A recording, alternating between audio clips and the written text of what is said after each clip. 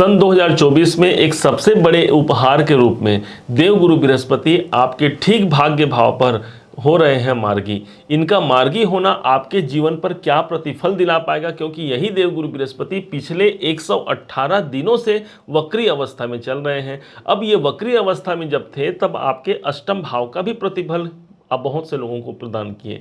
अब अष्टम भाव वो स्थान हो गया जो आपके रुकावट, बाधा, टेंशन, परेशानी और कहीं ना कहीं आपके अशांति का भी कारण बना। तो क्या देवगुरु बृहस्पति अब मार्गीय स्थिति में आकर के कोई बड़ा परिवर्तन करा पाएंगे?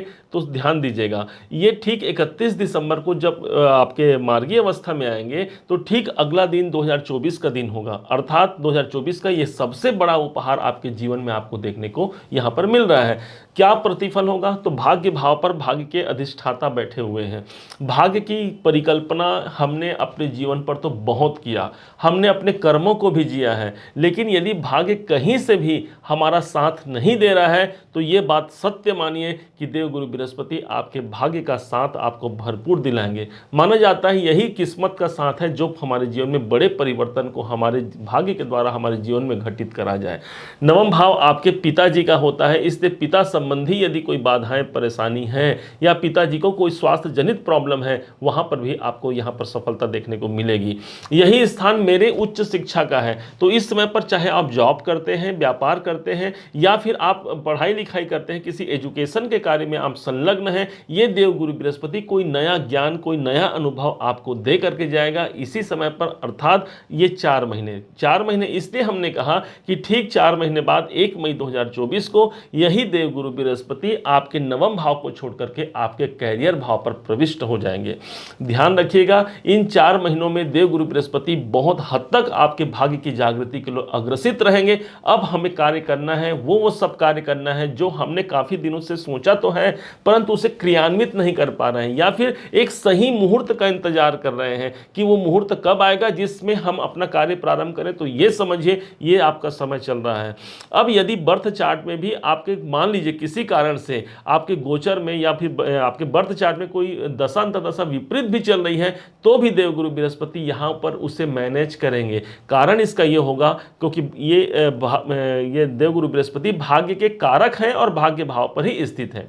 यही नहीं, इनके पास 3 दृष्टियां होती हैं, इनकी तीसरी, 7वीं और 9वीं दृष्टि। इस हिसाब से ये आपके लग्न पर दृष्टि देकर के कोई स्वास्थ्य जनित परेशानी है यदि, उसे यहां पर आपको सहारा बन करके देवगुरु बृहस्पति 2024 में आ रहे हैं, आपको अपने स्वास्थ्य में संबंधित जो परेशानियों से मुक्त करा जाएंगे।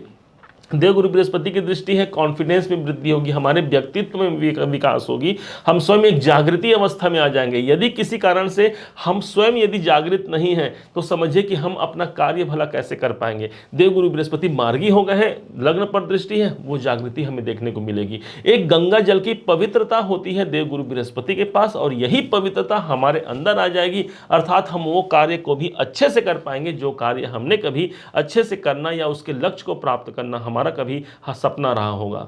यही नहीं, देवगुरु बृहस्पति के बाद जो 7वीं दृष्टि है, इस हिसाब से ये 5 हो गया, 6, 7, 7वीं दृष्टि से आपके तीसरे घर को देख रहे हैं। आपके कॉन्फिडेंस में वृद्धि तो कराएंगे ही कराएंगे, साथ ही यदि आपके कंपटीशन यदि अधिक बढ़े हुए हैं, यदि आपके प्रतिद्वंदी आप पर प्रभावी हैं, जो आपका कार्य सही समय पर संचालित नहीं होने दे रहे हैं, देवगुरु बृहस्पति आपको सपोर्ट करेंगे। तीसरा घर हमारे संचार संबंधी कार्यों का होता है। भाग्य की जागृति कैसे होगी? क्योंकि भाग्य से इस स्थान से देख रहे हैं तो हमारे संचार माध्यम से, ऑनलाइन संबंधी कार्य से हमारे कार्य इस समय पर बन सकते हैं।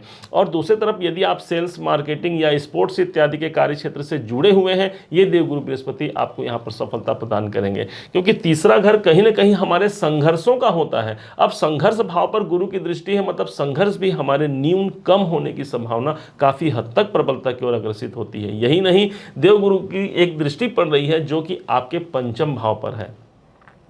तो माना जाता है पंचम भाव हमारे पूर्व जागृत कर्म का होता है, अर्थात आपने पूर्व में यदि कोई मेहनत किया है, कोई प्रयास किया है जिसका प्रतिफल प्राप्त नहीं हुआ है, देवगुरु बृहस्पति वो प्रतिफल आपको दिला जाएंगे। पंचम भाव मेरे स्वयं के एजुकेशन का, एजुकेशन में वृद्धि होगी। संतान संबंधी यदि कोई चिंता है उस चिंता से मुक्त कराएंगे, अर्थात संतान भी इस समय पर अपने टैलेंट को दिखाते हुए ग्रोथ कर पाएंगे, उन्नति कर पाएंगे। जो लोग संतान प्राप्त करना चाहते हैं उनके लिए भी यह ट्रांजिट भी अच्छा हो गया, क्योंकि पंचम भाव पर जो कि संतान का ही स्थान है और देवगुरु बृहस्पति संतान के कारक होते हैं, अर्थात बहुत से कार्य यहाँ पर संपन्न हो सकते हैं। पंचम भाव मेरी बुद्धिमत्ता है, अर्थात गुरु देवता यहाँ पर मेरे बुद्धि विवेक के द्वारा जो मैं निर्णय इस समय पर लूंगा या लूंगी वो कार्य मेरे संपन्न होने की संभावना सर्वाधिक बन जाती है। ओवरऑल अगर देखा जाए तो भाग्य का साथ आपको सबसे ज़्यादा इसी टाइम पर मिलने वाला है, इस 4 महीने में। इसलिए प्रयास जारी रखिए, और यदि किसी कारण से हमारे कार्य आगे नहीं बन पा रहे हैं तो समझिए कि कहीं ना कहीं हमारे इष्ट देवता हमसे रूठे हुए हैं या हमारे गुरुदेव रूठे हुए हैं।